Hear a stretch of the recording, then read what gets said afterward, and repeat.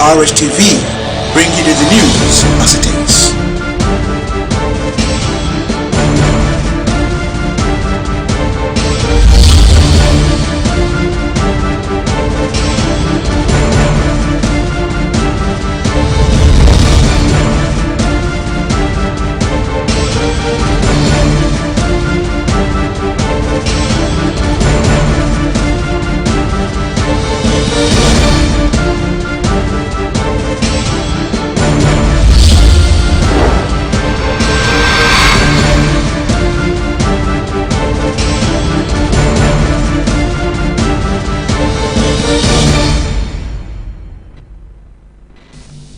President Tinubu directs high institutions authorities to stop increasing in sundry fees.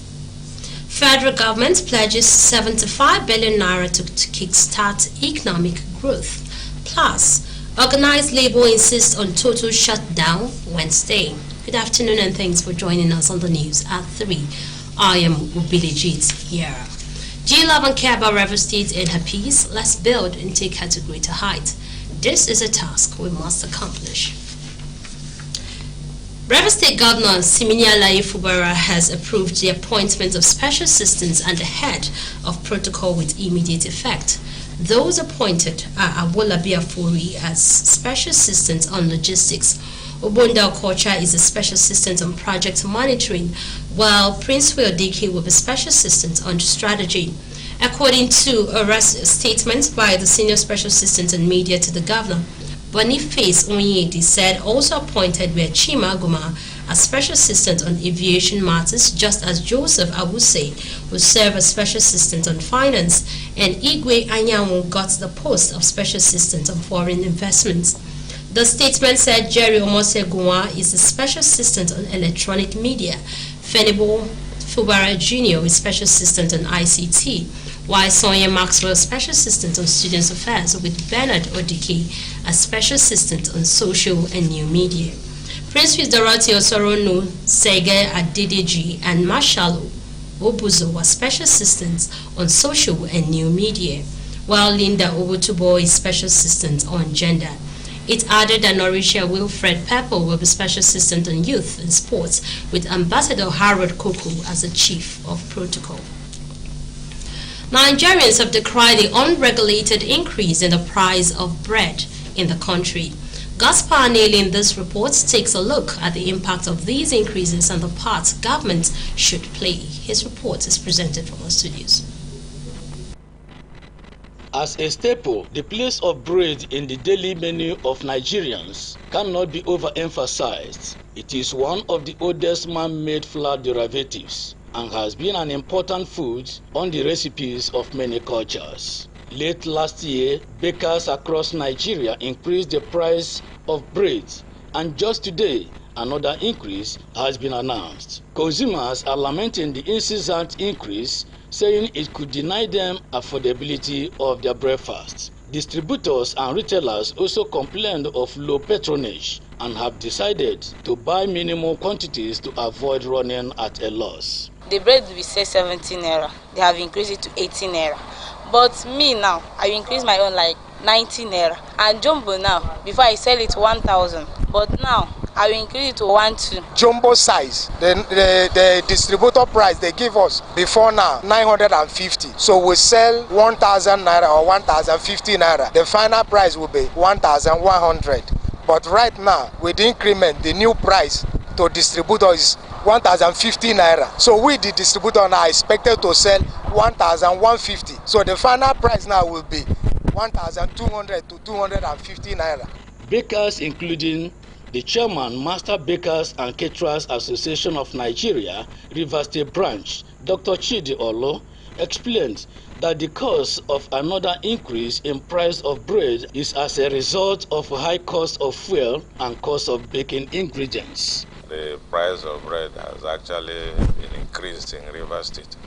The causes are the price of all the raw materials have gone up. We also have issue of energy generally, from NEPA to diesel to fuel. We have issue of the FX rate. We use butter, sugar, oil, improver, even salt. Like the sugar now used to buy 38,000, but now is 42,000. Dr. Olo also hinted consumers about the expected new price of different sizes of bread. The round bread that is like a disc, we used to sell 170, slightly adjusted to 180. We expect the retailers to sell 200 naira to the final consumers. Then the very small one now moved from 90 naira to 100 naira. Then the one that is popularly used for selling akara, the round one, 6-in-1 in a pack, moved from 450 to 500 naira. The chairman, who appealed to the federal government to intervene and bring down the production cost of bread, advised consumers to be mindful of patronizing cheap loaves of bread that could affect their health due to the use of fake and substandard ingredients. My advice is they should bear with us for now. We also want customers to be careful with the quality of bread they are buying. They shouldn't emphasize cheap bread. We know that things are very difficult. When you are buying bread, if you see anyone that is too cheap, you should be mindful of this because that may be the ones that are using substandard or banned raw materials. And we promise that as soon as we have improvement in the factors that have caused this price increase, we are going to review it downwards. God's Power Anele, RSTV News. President Bola Tinubu has said the federal government will spend 75 billion naira to fund 75 enterprises with potential to kickstart a sustainable economic growth, accelerate structural transformation, and improve productivity in the country. In a presidential broadcast to Nigerians, the president noted that the initiative is designed to strengthen the manufacturing sector, increase its capacity to expand, and create good-paying jobs. He explained that the duration of the program will be between July 2023 and March 2024, and each of the 75 manufacturing enterprises will be able to access 1 billion naira credit at 9% per annum, with maximum of 60 months repayment for long-term loans and 12 months for working capital. In recognizing the importance of micro, small, and medium-sized enterprises and the informal sector as drivers of growth, the president said it will energize the important sector with 125 billion naira, with a target to give 50,000 naira to 1,300 nano business owners in each of the 774 local governments across the country. Meanwhile, President Bola Tinubu has directed the authorities in all federal institutions of higher learning to avoid arbitrary increase in sundry fees payable and, where possible, defer further increase so that parents and students do not face further difficulty. The President, in a statement by his Special Advisor on Special Duties, Communications and Strategy, Dele Alake, also approved the provision of bursaries to the students' bodies of all universities, polytechnics, and colleges of education across the country to access their campuses without much difficulty as a result of higher transportation costs. While the National Association of Nigerian Students welcomed the directive, the Academic Staff Union of Universities has expressed reservations. The directive comes barely 5 days after the presidency insisted that federal universities remain tuition-free, despite a hike in miscellaneous fee in several universities nationwide. However, Chairman ASU, the University of Lagos, Professor Kayode Adebayo, said the universities across the country were not funded by the federal government, adding that President Tinubu was supposed to announce the financial subventions that would be given to universities, and that stopping fees hike by the president was not the solution to the university's problem. In defiance to all plea, the organized labor has promised to hold the planned nationwide protest tomorrow, despite the rollout of subsidy removal palliative plans by President Bola Tinubu. President Tinubu had, in a national broadcast, unveiled 500 billion naira palliative for manufacturers, small businesses, and farmers, and released plans to increase salaries as well as acquire 3,000 mass transit buses to cushion the effect of high transport charges. In spite of the president's last-minute moves to avert the protest, the Nigerian Labour Congress President Joe Ajaero said the rally would hold in line with the schedule. Comrade Ajaero, who spoke shortly after talks between the organized Labour and the federal government became inconclusive, said talks will resume today. He allayed the fears that the peaceful protest would be taken over by hoodlums, saying that such had never happened in any of his workers' protests, adding that security agencies were responsible for safeguarding workers in such exercises. Acting Inspector General of Police IGP Kayode Egbetokun, as part of his policy to secure lives and property, particularly that of schools and students, have announced the establishment of the Schools Protection Squad (SPS), a proactive initiative aimed at enhancing security and safety in educational institutions across Nigeria. A statement by the Force Public Relations Officer Olumuyiwa Adejobi said the IGP has also concluded plans to launch a comprehensive standard operating procedure, a handbook for safe schools program. The official launch and training event is scheduled to take place on 9 August 2023 with the participation of 250 individuals drawn from various sectors and other stakeholders. Adejobi added that the Schools Protection Squad is a specialized unit within the Nigerian Police Force tasked with drawing up policies and engaging relevant stakeholders to ensure the safety and protection of students, teachers, and school infrastructure. The squad will be equipped with relevant assets and advanced training to effectively respond to security challenges facing educational institutions. The PPRO said the launch of the Standard Operating Procedure Handbook for the Safe Schools program is an integral part of the initiative and outlines the best practices and guidelines for securing schools, risk assessment, emergency response protocols, and collaboration between various stakeholders. The SOP will serve as a crucial reference for educational authorities, security agencies, and other participants involved in the Safe School programs, empowering them to take coordinated and effective measures in ensuring the safety and protection of schools. Do you love and care about River State and her peace? Let's build and take her to greater heights. This is a task we must accomplish. You're still watching the news at 3, right after the break. Mumbai, city of Western India. And in sports, FIFA Scribe congratulates Super Falcon for attaining round of 16 in ongoing Women's World Cup. We'll join you with other news and these after the break. Please stay.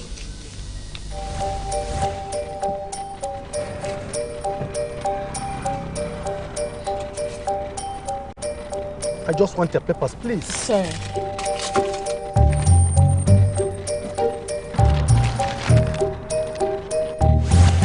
Salary don't enter. Yes, so. And more than never even reach it. Na salary plenty, oh. No wonder I no gree collect roja from my hand. Shut up, sir.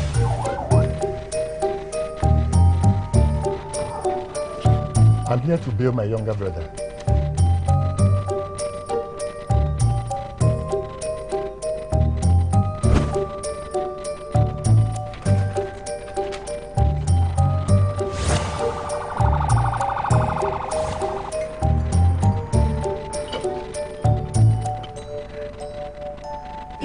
Happen. With good laws, Proper funding, training, and cooperation. if it happen. This is RSTV World News. We bring you world-class news, accurate, first-hand, entertaining, balanced analysis. RSTV, Channel 22 Port Harcourt. Welcome back. The federal government, through the Ministry of Mines and Steel Development, has expressed willingness to collaborate with the state governments to eliminate illegal mining activities in the country. The head, press and public relations of the ministry, Alaba Balogun, said the Permanent Secretary, Ministry of Mines and Steel Development, Dr. Mary Ogbe, disclosed during a courtesy visit by Taraba State Governor Dr. Abu Kefas to the ministry's headquarters office in Abuja. The Permanent Secretary, represented by the Director of Human Resource Department, Suleiman Muhammad Kabar, stated that there is need for collaboration between the ministry and Taraba states to curtail incidences of illegal mining in the state, which has become an endemic economic crime, causing hemorrhage to government's revenue besides its attendant security problems and festering community clashes in the state endowed with mineral resources. Dr. Wehu noted that the ministry cannot combat the menace of illegal mining alone. Such robust dialogue between the ministry and Taraba state government so as to enhance and sustain its efforts to eliminate the activities of illegal miners within the ambit of the law. While lauding the actions of the state government towards preventing breakdown on law and order resulting from illegal mining, the permanent secretary commended the proactive security measures already taken by Dr. Kefus and urged the governor to lend necessary assistance to legal miners in the state to encourage investors' confidence. The Ministry of Defense has established a Defense Outbreak Response Unit to act as Nigerian military task force that will liaise with the African Partners Outbreak Alliance to tackle epidemics within the African continent. Permanent Secretary of the Ministry Ibrahim Kana, who stated this during the opening ceremony of the site commanders team leaders meeting in Abuja, and promised that the federal government plans to provide improved health care to troops and their families. According to the Permanent Secretary, the Nigerian Ministry of Defense Health Implementation Program and United States Army Medical Research Directorate Africa Nigeria are working out modalities for HIV prevention, care, and treatment, including providing support services to military personnel, their families, and civilians living within and around the barracks. Director General, Ministry of Defense Health Implementation Program, Brigadier General N. Okeji, retired, explained that the program, which was established 18 years ago with the primary aim of curtailing the scourge of HIV/AIDS among troops, had grown from the initial 4 military health facilities to the current 34 program sites, with additional responsibilities to handle emerging and re-emerging infectious diseases. National Primary Health Care Development Agency has said a significant number of children are yet to be vaccinated against diphtheria, a bacterial infection. Executive Director of NPHCDA, Dr. Faiza Shuaib, during a joint news conference on diphtheria outbreak response in Abuja, said this is despite efforts made by the Nigerian government to provide safe and cost-effective vaccines against the disease. Dr. Shuaib said while some children are partially vaccinated, others are not, hence compromising the country's goal of achieving population immunity. He said the suboptimal vaccination coverage has been the main factor contributing to the diphtheria outbreak, with the most affected age group being between 2 to 14 years. The NPHCDA boss said the immunization agency, in collaboration with the Federal Ministry of Health, Nigeria Center for Disease Control, state governments, and donor partners, is mobilizing all necessary resources to respond effectively to this outbreak. He added that the team is administering pentavalent, tetanus, and diphtheria vaccines, adding that the vaccination campaign would utilize both fixed and mobile teams. Mali's military junta, in a move considered a tactical way to protect the recent regime change in Niger, said that they stand to support the coup leaders in Niamey. State Minister for Territorial Administration and Decentralization, Mali junta Colonel Abdoulaye Mega, warned that any military intervention against Niger will be considered as a declaration of war against Burkina Faso and Mali. The announcement was in response to the outcome of a summit by regional bloc ECOWAS that gave a 7-day deadline to Niger's coup leaders to free detained President Mohamed Bazoum and restore civilian rule or face consequences, with military force an option being considered. Mali further denounced the persistent sanctions by the ECOWAS upon the 3 countries, terming them illegal. The nations are run by military governments in Western African cities in Central Africa, where there have been 9 successful or attempted coups since 2020. At least 11 people have died and 13 others are missing in torrential rains in Beijing as China braces for the third typhoon in as many weeks. The remnants of last week's superstorm Doksuru flooded Beijing for fourth straight days, even as another typhoon approached the eastern coast. More than 50,000 people in the city have been evacuated so far, as the flooding hits several districts, disrupting train services and traffic. The Emergency Management Ministry has warned that heavy rains are likely to persist this week, and flooding could worsen in northern regions around Beijing, Tianjin, and Hebei province.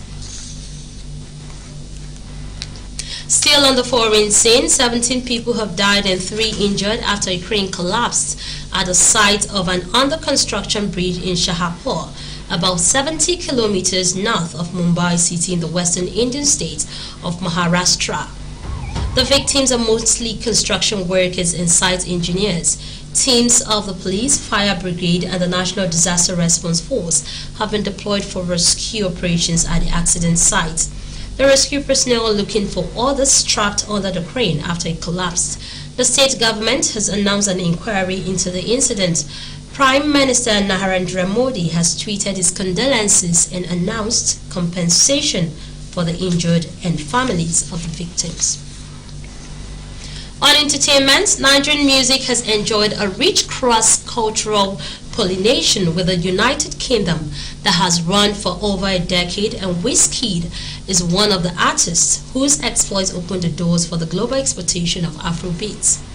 Wizkid has also received the Brit Billion Award, which is a prize given to artists who have surpassed 1 billion streams in the United Kingdom. The award was presented to the Grammy winner after his landmark show at the Tottenham Stadium on July 29, 2023, thus making Wizkid the first African artist to receive the prestigious award. Following the release of his 4th album, Made in Lagos, which delivered the smash hits Essence, Wizkid would go on to fill up the O2 Arena on 3 consecutive dates in what remains an unprecedented feat for an African. Wizkid's Brit Billion Award tells the story of his enduring commerciality in the United Kingdom and his invaluable impact on the Afrobeat scene. In sports, the newly appointed chairman of the House of Representatives Sports Committee, Honorable Ekene Abubakar, is set to meet with critical sports stakeholders in Africa on 3 August to chart a new course for sports. According to Abubakar, the meeting, which will take place in Abuja, will be attended by presidents of all the 36 sports federations, Nigerian Olympics Committee, Premier League club owners, Nationwide League and other league boards, NFF, referees, ex-internationals, player unions, the National Institute for Sports, former sports ministers, coaches, lottery board, EFCC, ICPC, and corporate organizations, among others. He assured that the meeting will set the tone for a robust, renewed policy direction for Nigerian sports, as well as an avenue to seek areas of mutual benefit in the best interests of Nigerian sports. Honorable Abubakar assured that the era of bickering, bitterness, and working at cross purposes was over. The chairman in the statement also described the Super Falcons as a beacon of hope for not only Nigeria but the African continent. While commending the team's impressive performance at the ongoing FIFA Women World Cup in Australia and New Zealand, he urged the team not to rest on their oars until they secure the ultimate prize. Still in sports, Secretary General of the World's Football Governing Body FIFA, Mrs. Fatma Samora, has commended the Super Falcons of Nigeria for reaching the round of 16 at the FIFA's Women's World Cup, saying their feat has brought joy to women's football as a whole, with their elegance and self-assuredness on the pitch, as well as African women football and the African girl child. The 0-0 draw with Republic of Ireland meant the Falcons finished unbeaten in their Group B, a first ever for an African team at the FIFA Women's World Cup. In company of Nigeria's leader of delegation, Samoro said the performance of Falcons is a terrific inspiration to other African teams at the tournament. Director for African at FIFA, a former Swiss international player, Gelson Fernandez, urged the Super Falcons to retain their self-belief and to be ready to confront every obstacle on their way to the final. Do you love and care about River State's inner peace? Let's build and take her to greater heights. This is a task we must accomplish. And that's it on the news at 3. Thanks so much for being a part of it. I am Ubilijit Yara. Good afternoon. RSTV, bringing you the news as it is.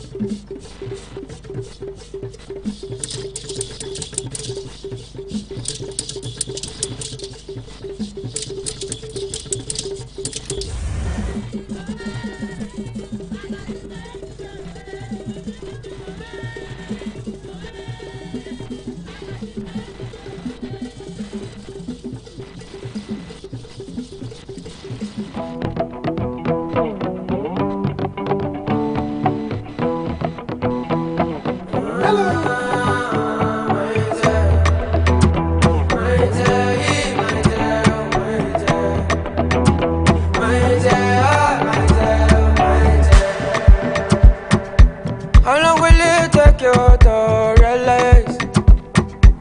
I don't know who to run to right now.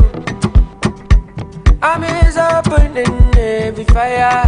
I must say, bouncy out there. What are we doing, my dear, my dear? I surrender you myself.